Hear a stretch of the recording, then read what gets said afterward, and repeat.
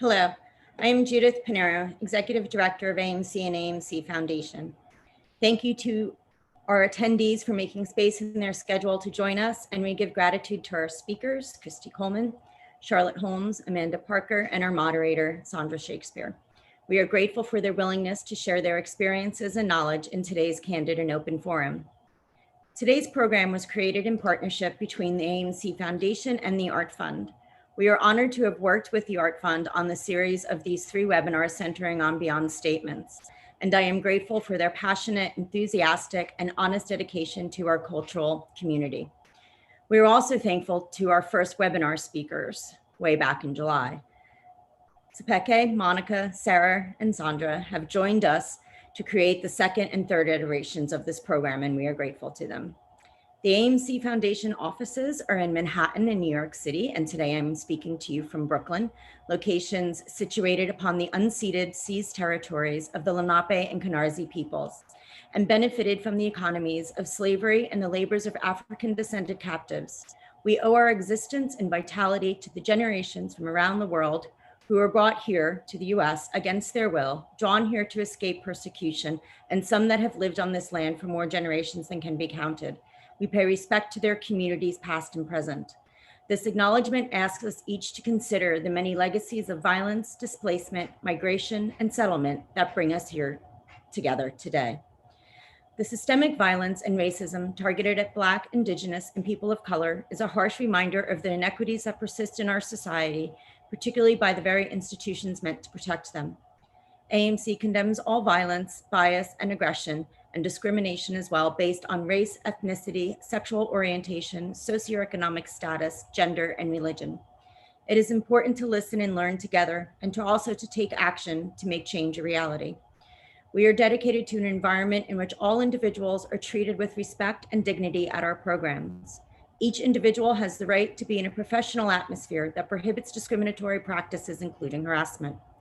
Our full code of conduct policy for this webinar and all our programs, as well as the outlets to make a direct or an anonymous report of a violation, has been posted in the chat feature. Thank you again to our audience, speakers, and to our friends and collaborators, the Art Fund. Sandra, I now hand it to you to begin the program. Thank you.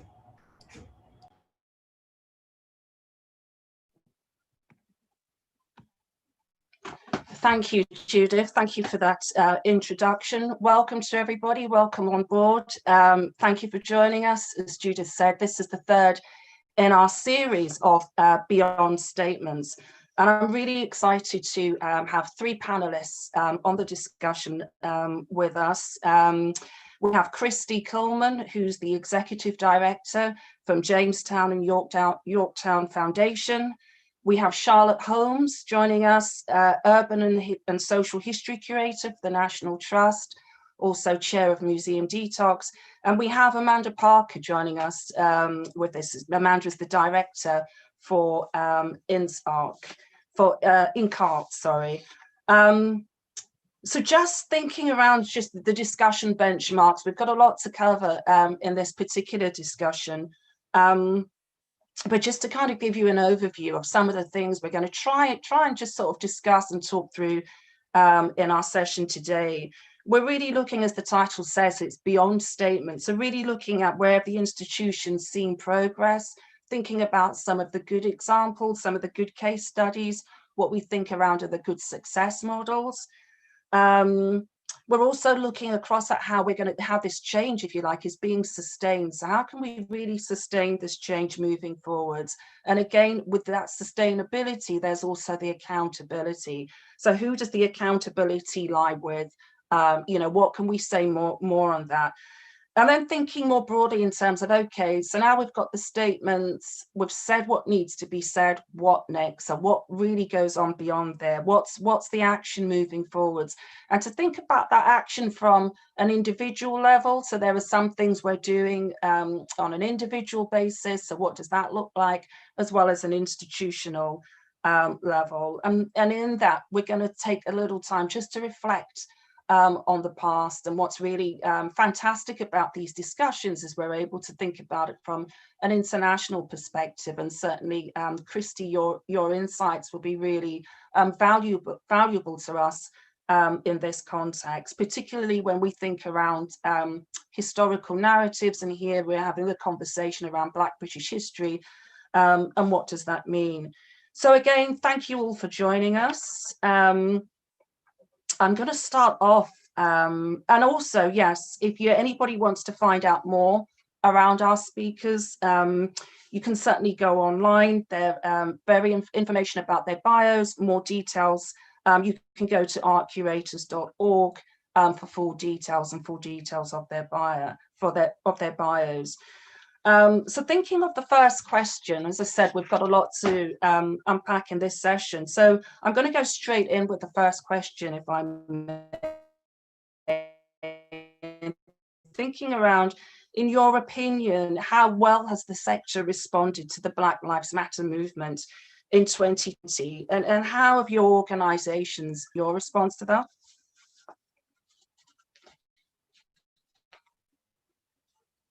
Charlotte, if you unmute yourself.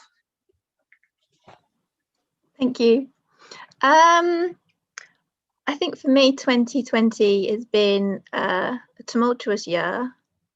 And I think the only thing I can really say in terms of how the sector has responded to Black Lives Matter is it's finally broken its silence, it feels like. So I've been really pleased to see that we've seen organisations stand and make statements in support of Black Lives Matter, and to see a whole host of discussions such as this to think about what that might mean and how we might operationalise that.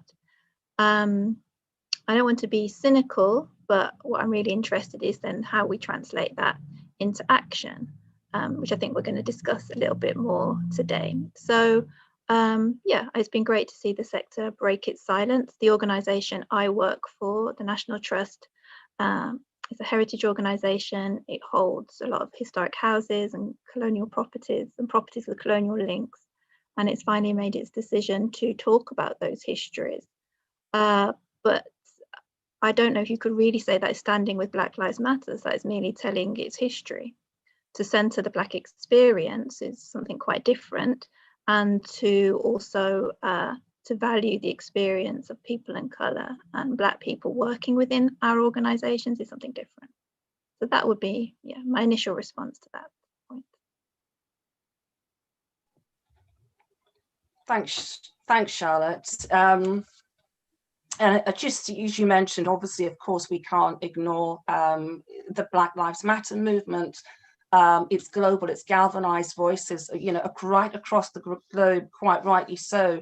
I want to come into you, Christy, and thinking about that question in terms of the Black Lives Matter movement, and from an American context, if you like, how your institution has addressed it, and also what you say to this idea around sort of individual action. What does that mean for you where you are? Well, I think I need to be a little clear here. I have been with my current institution for only 9 months.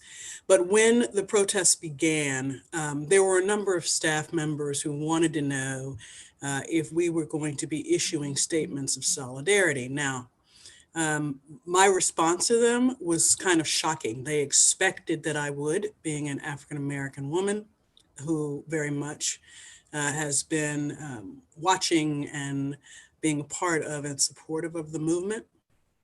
But my response was no, we haven't earned to make that statement. If we really want to be in solidarity, then we have to look at every single thing that we do.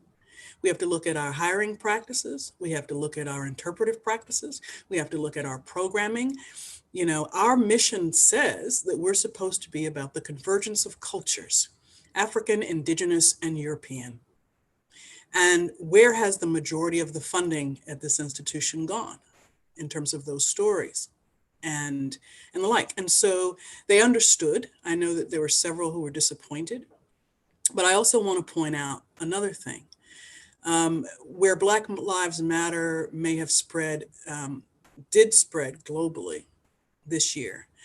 For us in the US, Black Lives Matter had its first big push right after the Ferguson encounter with Michael Brown. I mean, that was sort of the galvanizing of all of these social justice folks. And I will say that centering Black voices and looking at the systemic issues in racism and talking about that in our museums, some museums took to that right away or had already been doing it. And our institution where I was before, we were looking at it from how did the genesis of this behavior begin? And at the time, I was at the American Civil War Museum, which was tied to all of it. So I'm sorry I ran a little long on that, but that's how, you know, again, back in during the Michael Brown Black Lives Matter, and how I responded and how we responded and where I am today. And I am more committed than ever that we've got to deal with the whether intentional or unintentional elements of our institution across all of these issues, not just Black Lives Matter, but even having conversations about even if the artifacts, some of the artifacts that we have in our collection were not taken illegally or were given or whatever, you know, do we have a responsibility to share that or to give it back? So those are some of the things that we're dealing with now, and actually able to have a conversation from the board to the front line. Thank you, Christy. And I just want to pick up from that. I love that, from the board to the front line. And just something what you said around this, you know, convergence of culture. I think if anything, 2020 has just presented us, certainly over here across the globe, but particularly, you know, in the UK here, this convergence, this monumental system of challenges, if you like, and we've all experienced them in completely different ways. I think it has been quite unexpectedly, there's been this kind of rapid succession of interrogating heritage, or what we understand to be heritage. Who is it for? What does it really mean? And getting really to the truth. It's about finding ways how we can sort of present the truth. So I want to come to you, Amanda, and just, as I said, picking up on this convergence of culture and demanding to know the truth. What does that look like for you in terms of your work with Arts Inc? Well, Inc. Arts is in, I think, a fairly privileged situation, really. Privileged or cursed, I'm not quite sure which, where we represent and advocate for inclusion in the arts and cultural sector right across different art forms. So I have conversations that cut across practice and seniority, but has ethnicity in particular at the core. So this has been, you know, well, there are so many eyes to this storm, aren't there? But it's been one of the eyes to the storm. And what I've been really interested in is how we started from those statements of solidarity, and we are now in a place of actually articulating fear. When I say we, I'm talking about the other in this instance, of people who haven't got lived experience of racism. They're in a really interesting place where we have articulated failure, systemic and personal failure. People have heard it because there is time to hear it.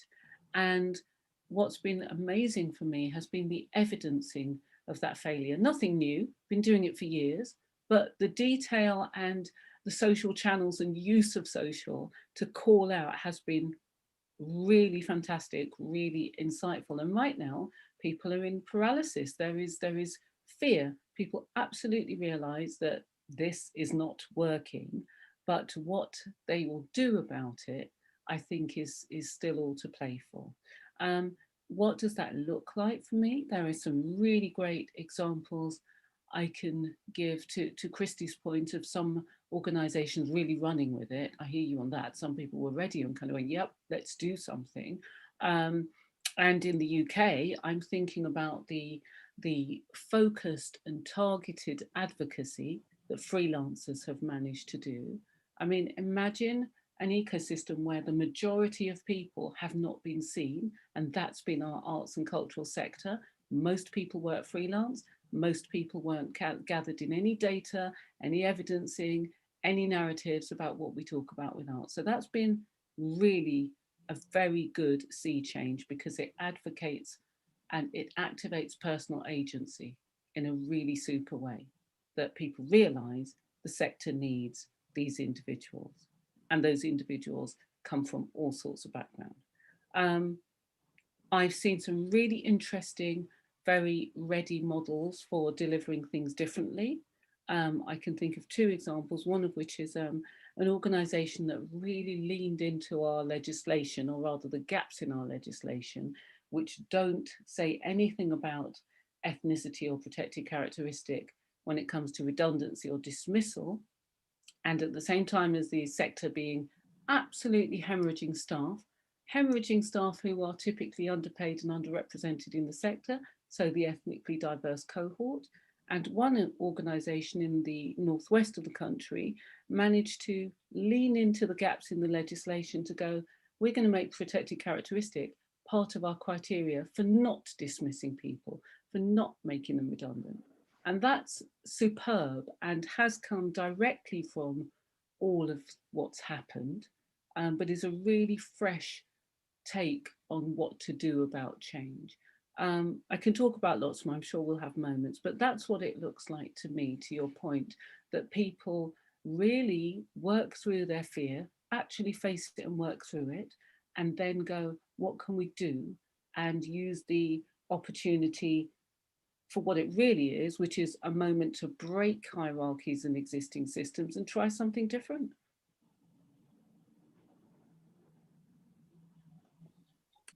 Thanks, Amanda.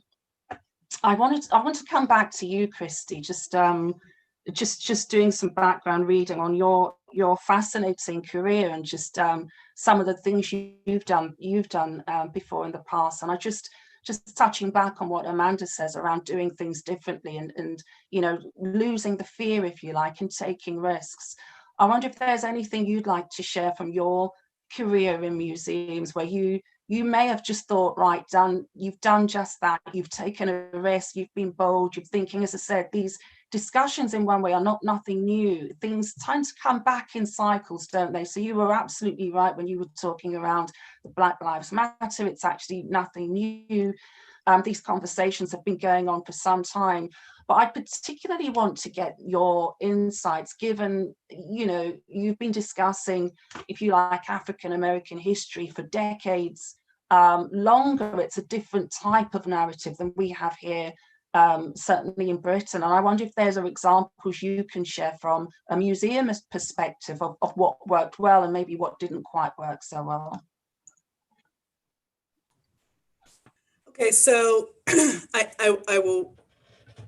My answer comes from three places, right? First of all, before there was industry language around it, when I first got started in museums, one of the things that was always perplexing to me is why people thought history was something that happened back then, when in fact, to me, it was immediately relevant. We were living a continuum, if you will. And so I was really curious about how to connect sort of these past ideas or behaviors towards the contemporary. Second, everybody loves a good story.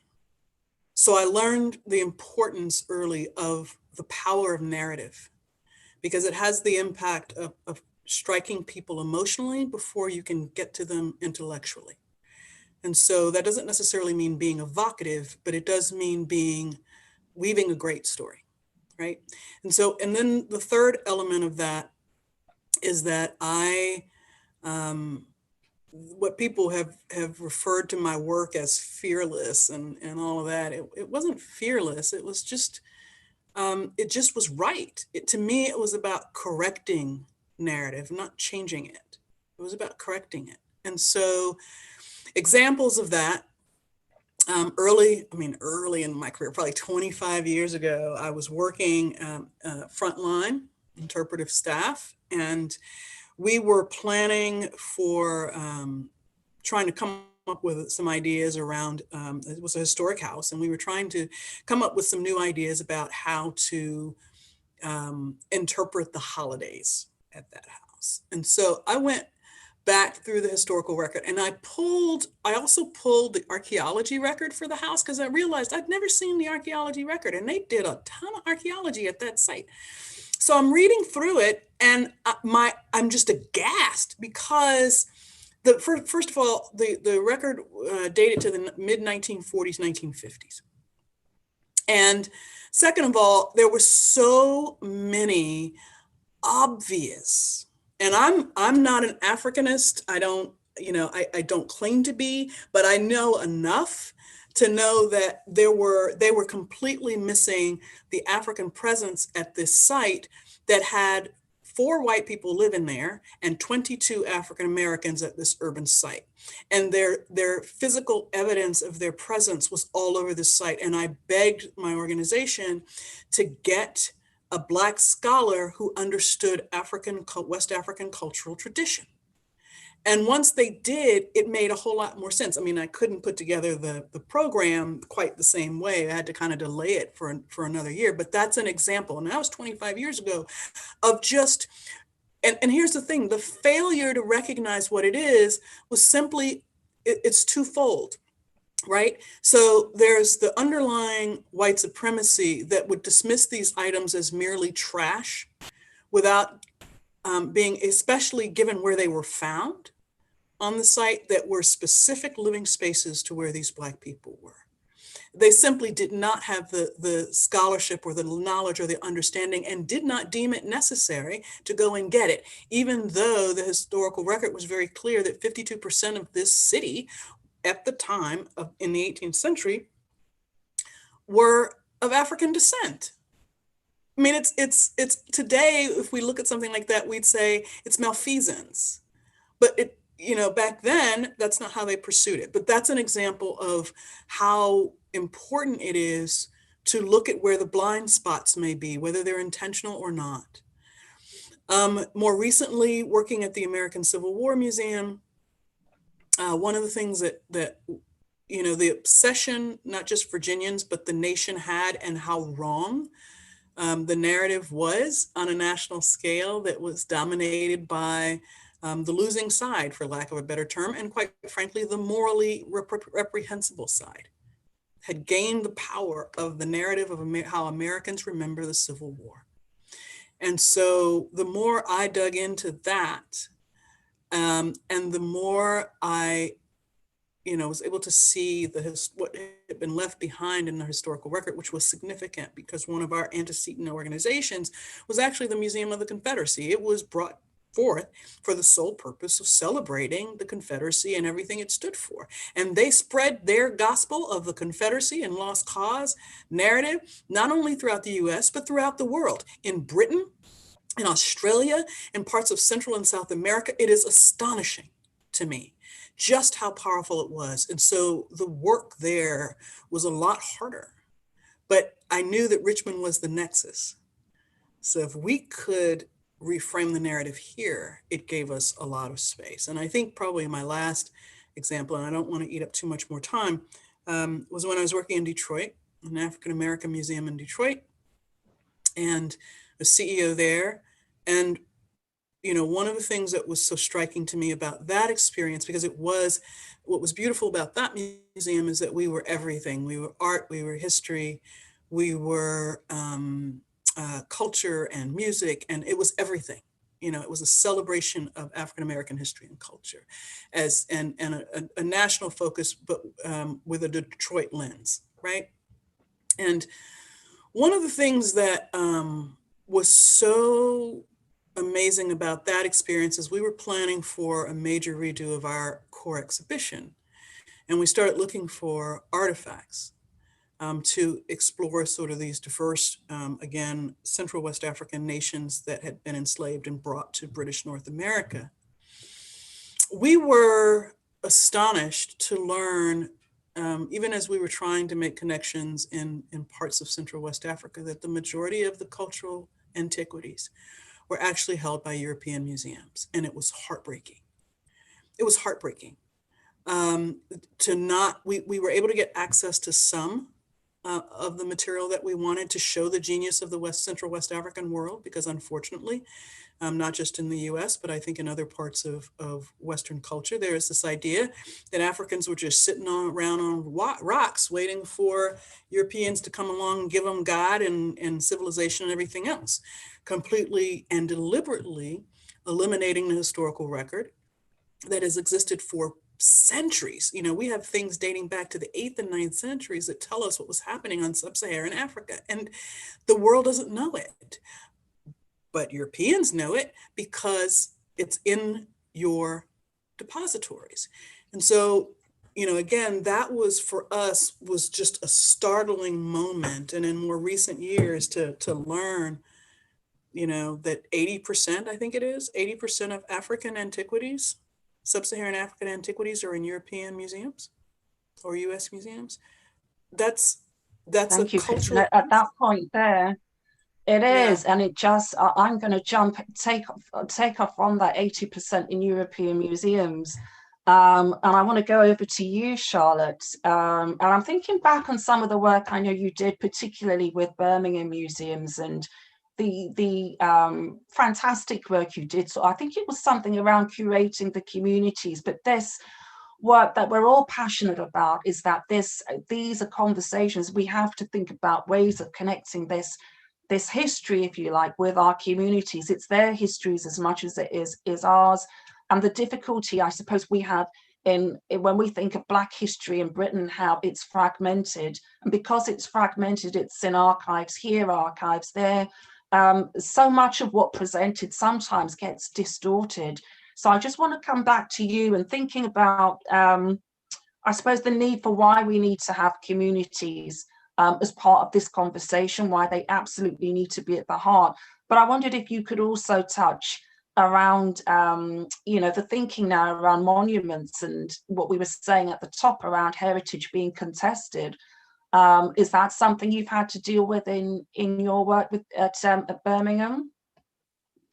Yeah, so in terms of heritage being contested, it feels like, and it's really interesting what you said at the beginning about it being kind of cyclical, that we're back here again. I mean, we've been talking about this and people have been talking about this for decades, yet the removal of statues this year seems to have caused a backlash that I really wasn't, to be honest, expecting. I think for me, which is probably naive, to think that we'd already had those discussions and we'd already had those arguments, that glorifying a past and glorifying acts of white supremacy wouldn't be appropriate any longer. But that doesn't seem to be the case. So in the kind of hostile climate that we're operating in right now, yeah, that is an aspect of the work I do, and particularly the work that I'm doing kind of now at the National Trust, in a way I hadn't really expected it to be. If I go back to your question about kind of the work I did at Birmingham, working with communities and kind of the role of that and the importance of that, I think if I go to Christy's point, I think that everything you said about, so I started out my career actually as an archaeologist. So that was the first thing that's what I studied. And I studied and excavated in various places, including in the Caribbean and including on plantation properties. And actually, yeah, that lack of knowledge, the lack of questioning around African heritage and the African presence is something that still tracks through to the work that I do today in the British Country House. And on our walls in the British Country House, we will have the representations of people, of African people, many of whom have been enslaved and many of whom whose histories haven't been until now fully researched or shared, and they're just there on the walls, marginalized and ignored, and that can't continue any longer. And also those subjugated images kind of support these ideas of our kind of subjugation and lack of humanity, and it's very tiring that we're still having to justify our humanity. But the work I did in Birmingham was very joyful, Because in Birmingham, I was working on a contemporary collecting project where I worked with people in the cities to identify what should be in the museum. And that could include contemporary histories. So the histories, we're talking about this hostile environment, talking to the Windrush generation, the generation of people who came to this country from, and particularly from the Caribbean, but from all over the world, and made lives in Birmingham. This isn't a new story of migration, but that hadn't been captured. And they hadn't trusted our institutions to hold my grandparents are part of that generation, our story. Why don't we trust our institutions to hold our stories? And so the point you also mentioned, Christy, about some of the places where you have worked, where they've incorporated music, but they've incorporated other intangible elements of our culture and understanding who we are, rather than placing things in isolation or in sterile environments where they can't live, where we can't connect with each other, where we can't find kind of our liberation, for better words. So it was a very joyful project working in Birmingham. I keep going off message, Sandra, so bring me back. So it was to do that contemporary collecting, and also think about actually how our history is presented. And I think more than anything, that work brought new things into the museum, new understandings, but it also highlighted just how wrong we or museums were getting it. And some of the displays which really, really reinforced ideas of white supremacy or Black subjugation.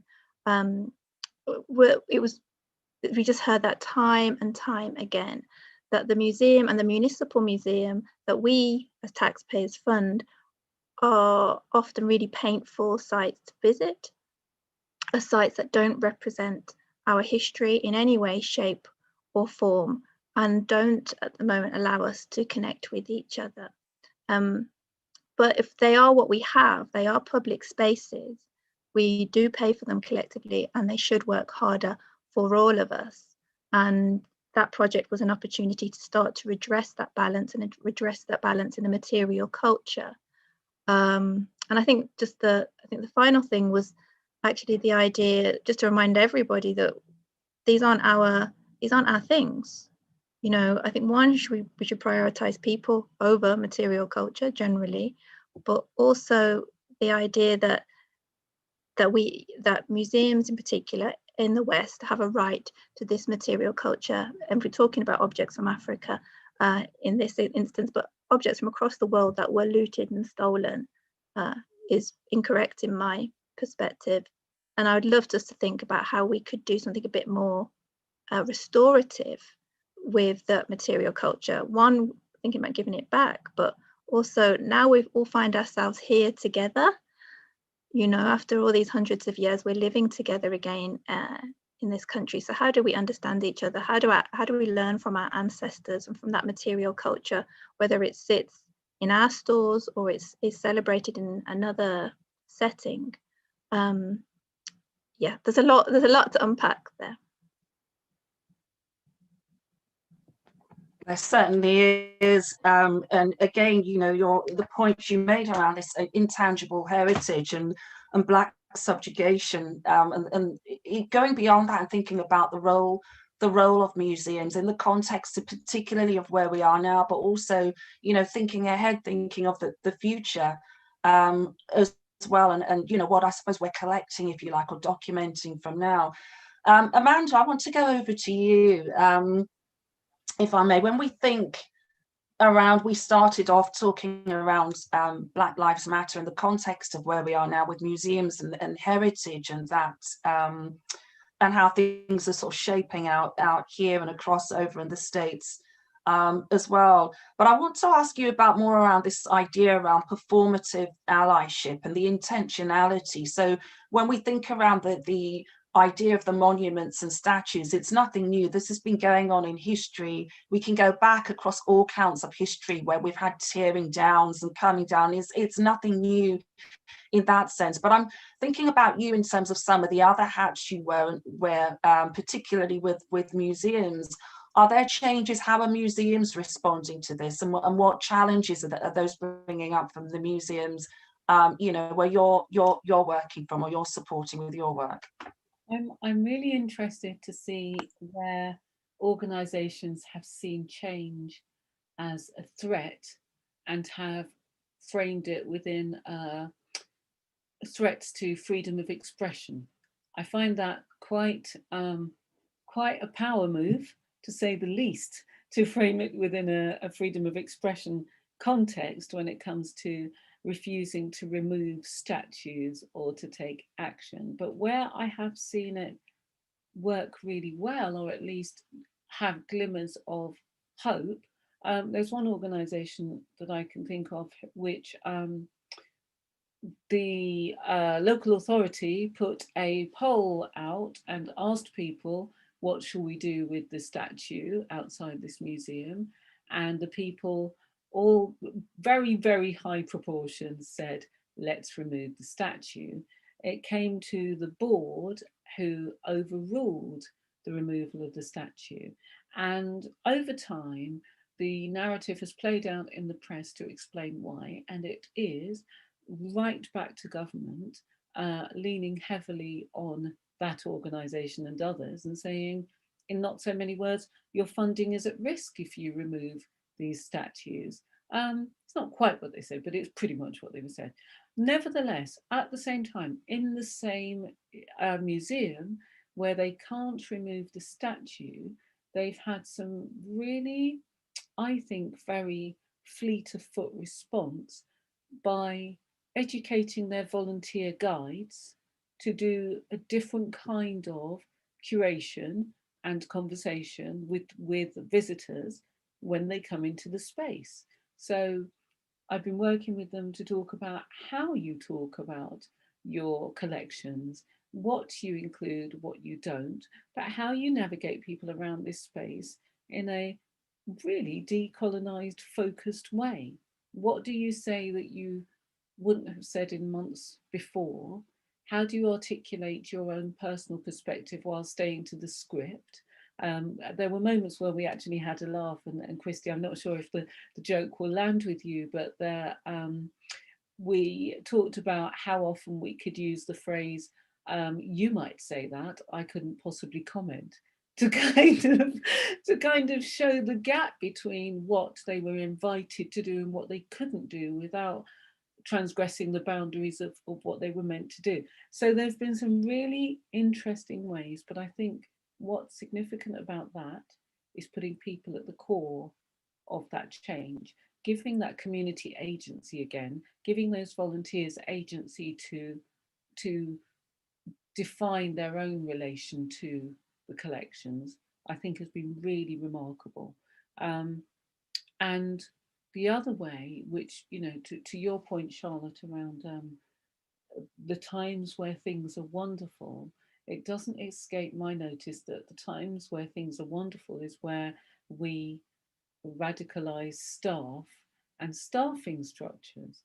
The fact that most in our sector have not been led by a Black female leader working in heritage is radical in and of itself for all those people who have reported to you, and leaves its legacy, but also invites people to think differently. And there's one organisation in particular that we've come across who've taken a very, I think, mindful step. Post-redundancies, they were reduced to an all-white staff because, surprise, surprise, all of the diverse staff were at entry-level jobs and in public-facing roles, which were made redundant. And what this organisation decided to do was to go, there's only 4 of us left, senior leaders. We are all white. Let's reduce our hours and days and introduce a 5th member of the team who is diverse. So they reduced their hours, they reduced their pay so that they could all basically club together to create a similar and equivalent senior role. That should happen far more often than it does. I think it's cause for hope. That where you give people agency in making change is really exciting. When those individuals take that opportunity and accept some discomfort in their own life situations because they understand that millions have had discomfort before them, that's really exciting. So, I mean, they're the two offers. They are, like I said, they are kind of glimmers behind the clouds rather than a fully fledged model of best practice that's widespread across the sector. But I think there are more and more pockets that are popping up where people are going, no, come on, let's do this really differently. I'm quite excited by those. I kind of like what you said, the kind of glimmers behind the clouds, Amanda, and this sense of collective hope that we all need now to look forwards and to think to the future. And again, how we can just work at getting those stories out there, getting those across, but also really important points you touched on was this sense of accountability, because there are serious gaps, particularly over here in the UK. And then those, the advocacy that's really going on now is actually really encouraging. It's taken the role of people like the freelancers, and sometimes this idea of people on the outside equally doing the pushing, as well as those from within. And I want to come over back to you, Christy, given your role as chief exec and leading on some of that work right at the forefront there around challenging the system from within, as well as being open to those challenges, if you like, from outside. Where does decolonization sit with you? This idea of decolonization and repatriation, these conversations that we're seeing, emerge again, certainly in 2019 and back again in 2019. So how do those themes play out in terms of where you are in your place of work? Well, again, here at the Jamestown-Yorktown Foundation, we're going through that strategic process right now. And it's something that, as I often do, I start strategic planning with the front line and then work my way up. So that the point is to help make sure that there is a strong base of what needs to happen on the ground. Too often, I think when we have these conversations about these, especially something like this, like decolonizing and repatriation, and starting in the executive suite or with your board or your governing body, too often what happens is those decisions are made, and the people who have to execute them on the ground are not involved and therefore not invested. So I always start the other way. And so now I have a team of folks that are asking those questions. What do we need to do? How do we begin those conversations? How do we change what we're doing here to make sure that the stories that have been told about Jamestown, and the arrival of the English and all of that, takes on a different meaning. And it takes on a different meaning when you consider that for those that were a part of the Powhatan tribute, those various different tribes, they had encountered Europeans before, which is something most of Americans, they don't perceive that. They don't consider what happened with the Spanish in Florida. They certainly don't consider the missionaries that came to these very shores here in Virginia in the 1500s. And so we have a lot of reteaching. But what happens when you do that from the Chickahominy or the Pamunkey or the Mattaponi, perspectives of all those groups that were living in this area at the time, because their records and their oral histories are just as important. And again, when it comes to the artifacts themselves, because this is a huge question, do you turn the artifacts back over to the original peoples from which they came? If you are able to do that and your organization can do that, I think you should. You at least should have the conversation. I mean, and not just within your own organization, but with the potential group that would get that material back. They may not be ready for it, to take it and to properly care for it. But, their ownership of it gives it a special power, right? And those are difficult conversation to have, and matter of fact, one of the questions in the Q&A was, well, if you give it all back, then what do we use to teach our history? It's like, okay, what about all the other stuff that was used to conquer these places? What about all the tools and the weapons and the sicknesses and the this and the that were used to go into these? I mean, there is still that to say, and it doesn't mean that you can't borrow artifacts from these other cultures to help tell these stories. See, that's the part. It's like, we got to own it. This idea that within the museum is we got to own the thing so that our museum is deemed as a really great repository because we got to own the stuff.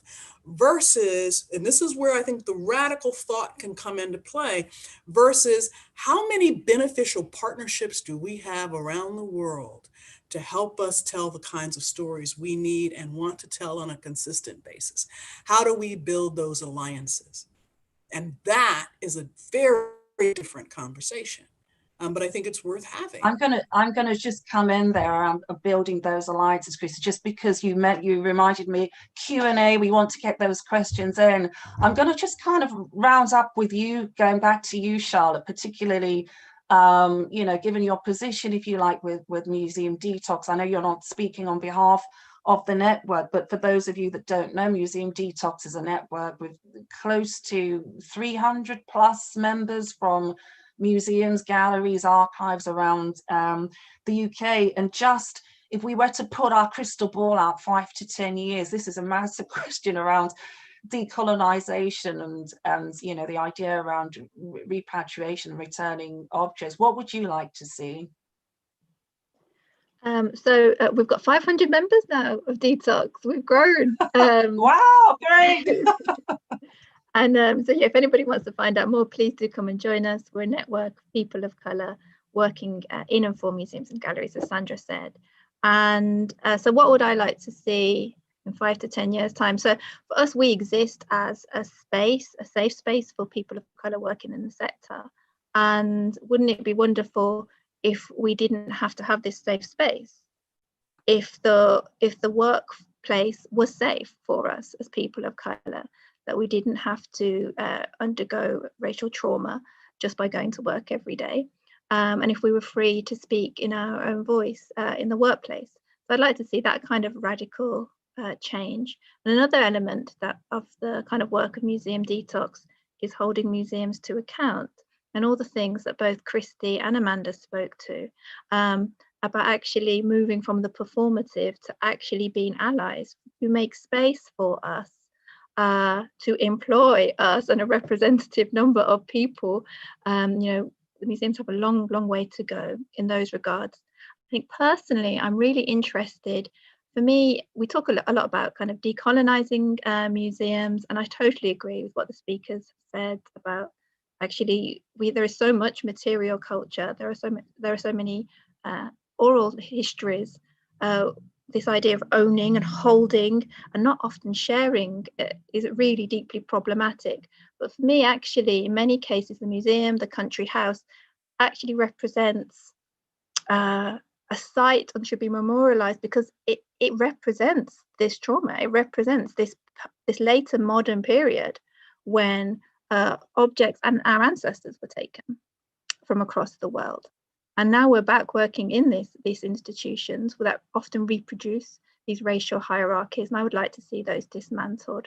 I would like to see people of colour thriving at every level in our sector, and our sector actually representing us, a way of connecting with each other, a way of understanding our past and honouring our ancestors in the way that they don't currently. And I'm not sure some of those buildings and some of those collections, the way we currently operate them, can do that. So we might have to look outside to places where we can connect with, with each other, globally, with land that we've been denied a connection to. But that's perhaps another conversation. But that's what I'd like to see.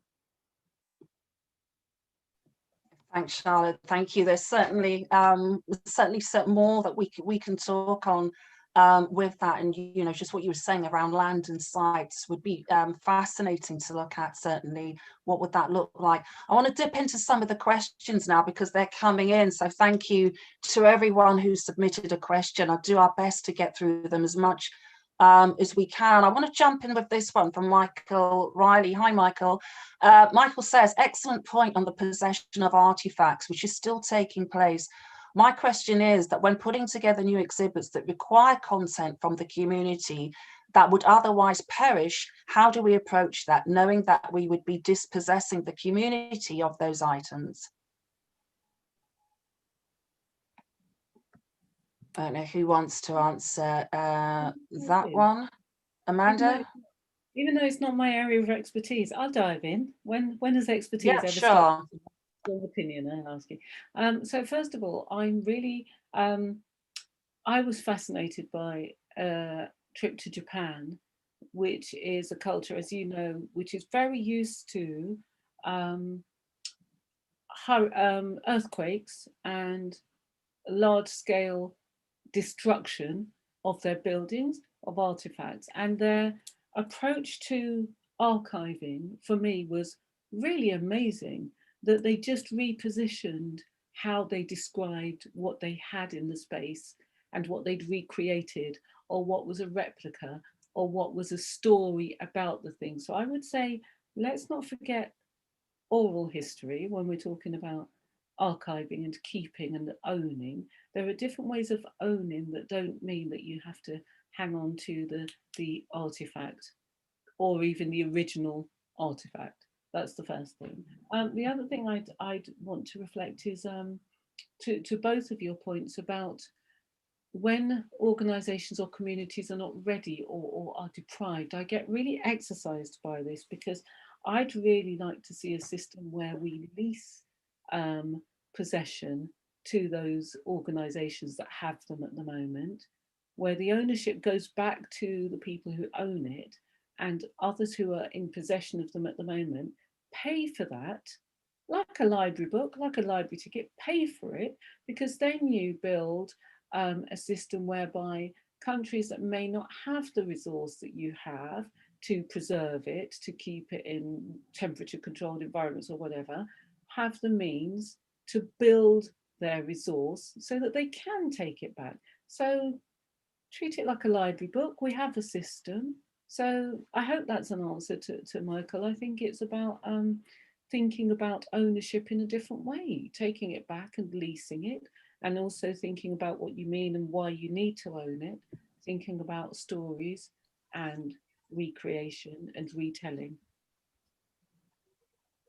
Thanks, Amanda. And I guess that's just looking at a question here from Cheryl Bowen. Hi, Cheryl. Cheryl's asking around what level of activism would you like to see with staff in interpretation, in telling diverse stories and heritage institutions? What would that look like? And I think that's certainly sounds like a level of activism. Would you agree with that, Charlotte? Or is there a different level of activism you'd like to see that you think needs to be there now?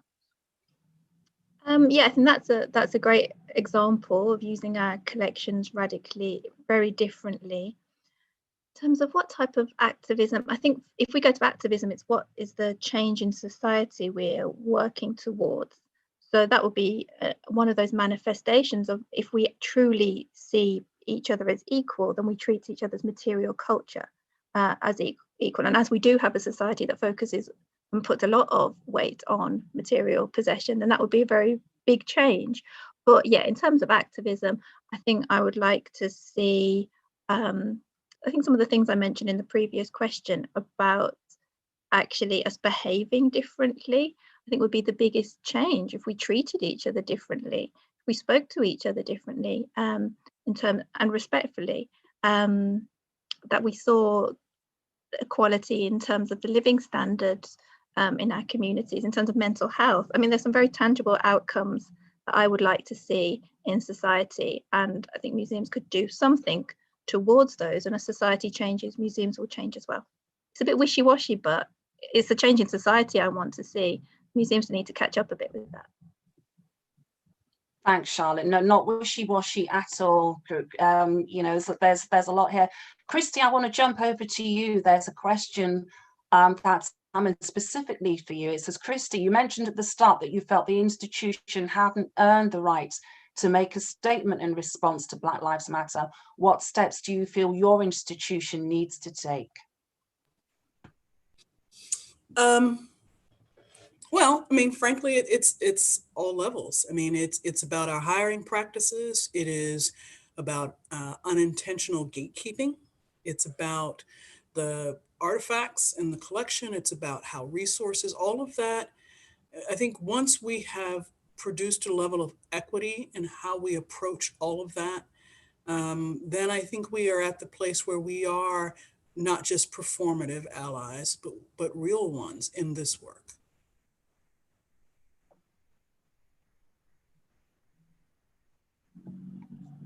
Thank you. And I'm just going to go through to some more.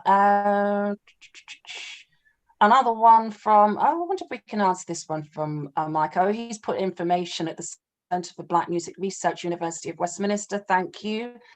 Excellent. And just, yeah, picking up from what you just said just now, Chrissy, this one's somebody anonymous, but they said, I'm thinking a lot about the seeming performativity of many statements this summer.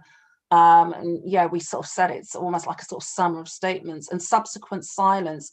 Equally, now those who did make statements but silence are reporting back, it's on brackets, on progress, or work done since. This seems problematic when progress made towards diversity and equity is likely still in the planning stage and has not yet been implemented. How can institutions best continue this dialogue? Amanda, I think you said some more, but I wondered if you wanted to say more, particularly on the work you're doing in directly challenging the sector and more importantly, getting to policy as well. So we are halfway through a month-long conference on anti-racism, which has taken 3 parts, and I know the US has had many versions of this, as have pockets of the UK. But the first part is has been a conversation which is an affinity group conversation for people who've experienced racism, for us to bear testimony and really give each other support in the darkest times, but importantly to take that forward and share in a safe and confidential way with the perpetrators of that harm.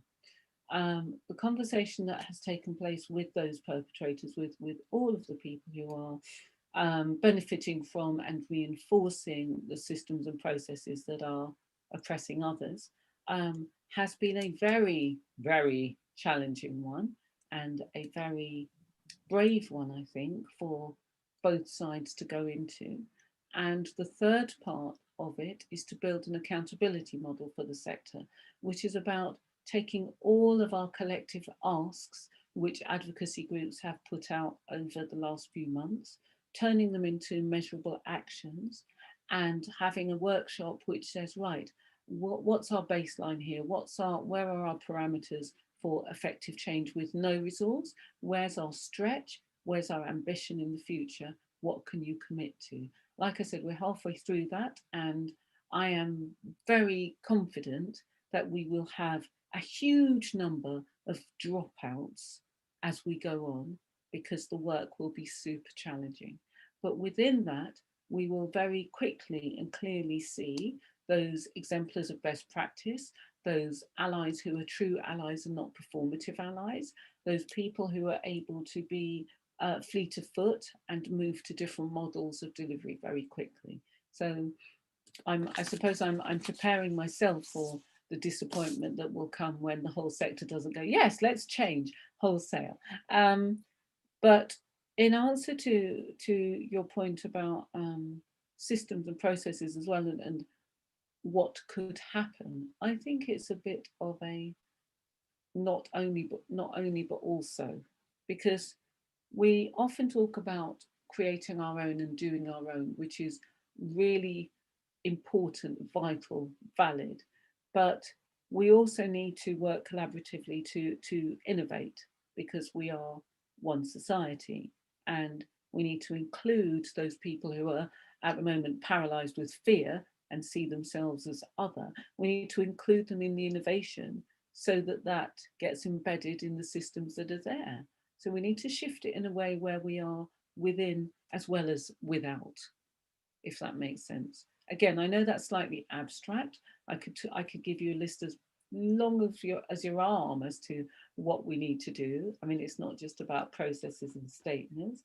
It's actually about, you know, we've been modeling what proportion of a workplace of a certain size should be ethnically diverse. So I could bore you with the data of how we can build inclusion within smaller work teams and how that might look. I'm sure that's for another day and another conversation. Another day, Amanda. But again, I just, you know, as you said, you know, there's work ahead to be done. There's seriously work ahead, and there's almost work in order to prepare yourself for some of these, you know, the responses you're, you know, that you're likely to get, and you know, just navigating around all of that. I want to jump in. There's a question here from Francesca. I'll go, it's back to you, Charlotte. She's just saying she has a few questions. And this is going back to what we said, really at the heart of what we work around communities and community engagement. You know, we often hear it, oh, how do we do this? And how do we better shape a dialogue? And we're just like, there's nothing rocket science to this. And there's no such thing as hard to reach. Often, you know, it's the service and the bureaucracy sometimes that makes things hard to reach. It's certainly not people. But the question back to you, Charlotte, is how do you choose which community to engage with for these kind of projects? What's the criteria? How do you know if that community is suitable for that specific project? And how can we deal with the allegation of, in brackets, tokenism, when the community is involved only for short-term projects? Are normally the communities paid for their participation? So it's quite a few. It's about 5 in 1. So just, you can take one, you can take two. I think for me, there's always been a problem with the us and them and the language we use about community, which is really speaking about as if that we are not part of communities. So I was very fortunate the work I was doing in Birmingham was in the area where I grew up. And so there wasn't that distinction in my mind. I think people doing work need to be remunerated for that work, and we mustn't assume that everybody, and what are the barriers to entering into dialogue and conversation? We're often paid for our time. You know, we know if we want to have a conversation with somebody about an aspect of history, that our mortgage will still get paid and food will still be on the table. How can we ensure that is the case for everybody we're working with if they have to give up a day's work in order to enter into that conversation with us? So I think there's about fairness. There's also who gets paid. And I think for those of us who right now are in institutions who do have that power to really reflect critically, there will be assumptions on some people who will get £200 a day, some people will get £300 a day, and some people will get 600. What are their gender, what is their complexion, and what is their professional background and expertise? So I think there's some very practical things we can and need to do straight away to improve in that area. But for me, there's a fundamental problem with thinking about who do we engage with, who is the community. If we have to ask ourselves those questions, then there's already a problem with the power dynamic in the work we're entering in. You know, we're paid for, I'm working Birmingham Museums at that time, I don't work there anymore, was paid for by the people of the city. So people of the city should be engaged and represented. It isn't really a choice. I mean, obviously there are limited resources and some form of prioritization. Maybe the question is, who shouldn't we work with and who's already represented and whose voice is already heard? And maybe we dial that down to give us space for other conversations. That would be my initial response, but there is a lot there. Thanks, Charlotte. And again, that, you know, that who's not in the conversation, who's invisible here, you know, and who's included in this narrative, and more importantly, who's helping to shape and control that narrative. I want to go over to you, Christy, with the work you do. This question's from Hugh McGuire, where he says, is it better to remove a statue or to retain it and use it as a base for discussion and education? I know we touched on that earlier, but I wondered if you could speak more to that from your context of, you know, in the States and the type of work you're doing. I think you can do both. And I think it really is dependent on the community that you're serving to make that determination. You know, before the these big boys here in Richmond were legally brought down, some activists put together on their own some remarkable signage about each of the people and why they were problematic at the time and to a contemporary audience. And I think, again, it really needs to be a community conversation. It cannot be a unilateral, because that's how a lot of these statues went up in the first place. And also reinforcing to our communities that statuary, especially if they're figurative statuary, there is a tradition of these coming up and going down throughout history. And so this isn't a new thing. It's our so-called veneration and making them seem like they are untouchables that are problematic. I can assure you, we don't have any King George, Queen Mary, or King Williams here on any of our shores that used to be here on this side of the Atlantic. They're gone. They took them down. And we've had, again, over the decades, different people who were venerated by a community or not, they have been removed. So this is not new. What's new is just the widespread desire by communities to finally address the lie that was the lost cause narrative and how it has dominated our public landscape. That's what is happening here. And so for them to stay, again, some communities find them too difficult to stay because they went up during times of severe racial violence that even surpassed some of what happened during enslavement. And so that's the conversation. Other examples clearly are like Miriam Sims, Dr. Miriam Sims, who's known as the father of gynecology. Well, his experimentation and his tools development and all that was done on enslaved women without their consent and without anesthesia. And so, but this man has been venerated for a really long time. And so finally, in that case, people do not want his statue, knowing what he did to women, to be in the center. I mean, it's like putting up, Joseph Mengele, right? That's how some people view what he did, regardless of what good may have come out of it in our understanding. It's what he did to people. And so in that case, no signage is going to help that. Some things are just too horrid to even consider. But I think that's a community's decision to make together, an informed decision to make together, but you cannot dismiss the emotional impact or the emotional violence that some of that may have also.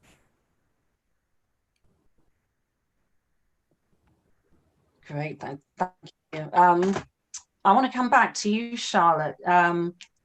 In that sense, this idea around accountability, particularly when we talk around the inclusion and what you were saying around this community agency and communities having voice and, really thinking through how we can approach this in more humane ways than we've done before, particularly when we think around, histories and the whole transatlantic slave narratives. We know those are not the only ones, certainly for us in Britain, but just thinking around with all of that, this sense of accountability. I know we touched on it briefly at the start of our discussion, but where do you think that accountability sits with making sure that we're not still having this type of discussion in another 5-10 years?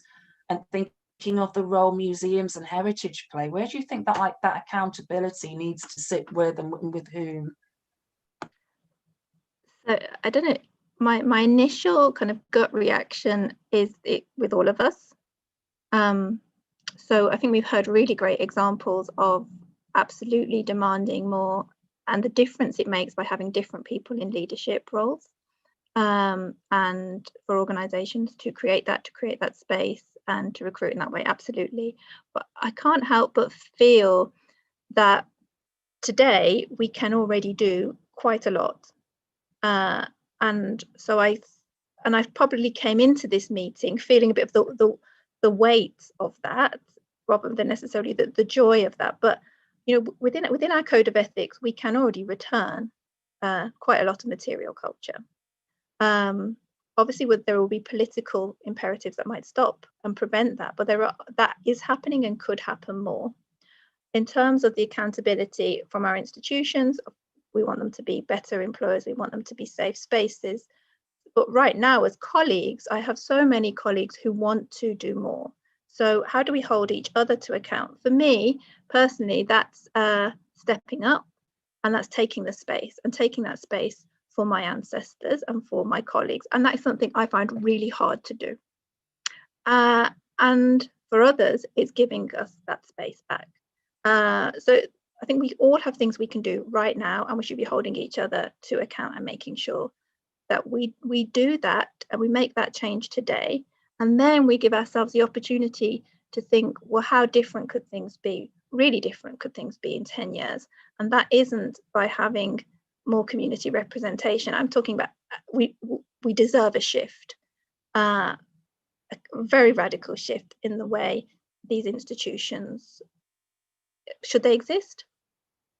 If they're not serving us, why should they exist? So that ultimately will be the accountability I'm looking for. But then I also realize what this year has surfaced is the state of perhaps of white nationalism and our white nationalist governments, and how many people still support those ideologies. We have a lot of work to do to address that. And I think earlier we were talking about kind of good practice that we've seen, and I would just like to use this platform to give a bit of a shout out to some young people, younger, new entrants, trainees, members of Museum Detox, who have set up an organisation called Forum for Change, where they are discussing how they can dismantle white supremacy. It's all of our responsibility, I believe, to try and do that. We all have different ways we can do that work. They're doing it and showing us a great example. So what can we here, and all these like hundreds of people on this video, what are we going to do right now within the power that we do have? That would be my response. Great, thank you, Charlotte, and shout out to those people, from Museum Detox. Christy, I wondered if it would be, as we wrap up, because we are running out of time, are there any particular groups or organisations you want to give a big shout out to that are just doing phenomenal work, in your opinion, making real changes and, leading forwards? Well, I think there are a number of grassroots groups in the museum field here. The Museum's Not Neutral movement is fantastic. Collective Journeys is fantastic. There's another group that are addressing these inequities in pay and ethnicity and diversity in roles.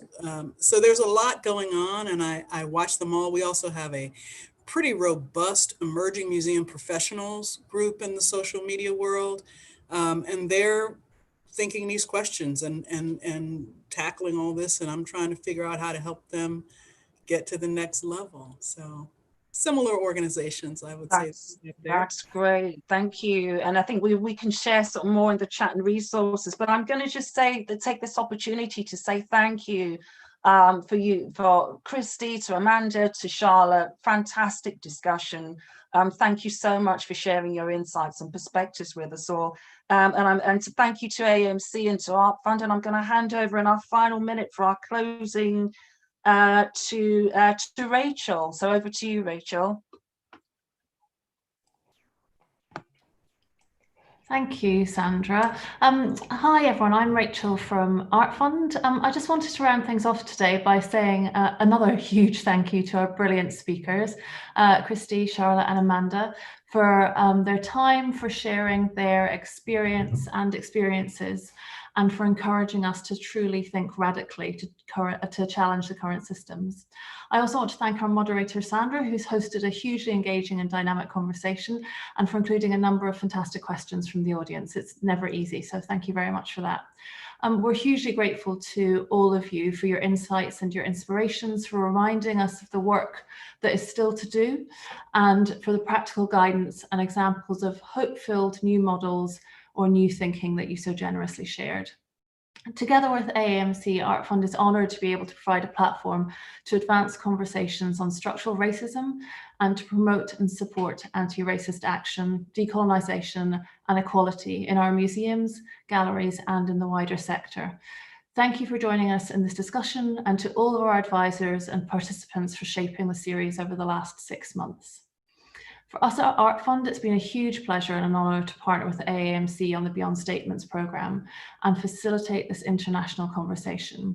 Our partnership is one that I hope will continue long into the future, so we very much look forward to revealing what comes next. Do sign up to Art Fund's Museums Bulletin and AAMC's mailing list and social accounts to stay in touch. Thank you very much, everyone. Goodbye.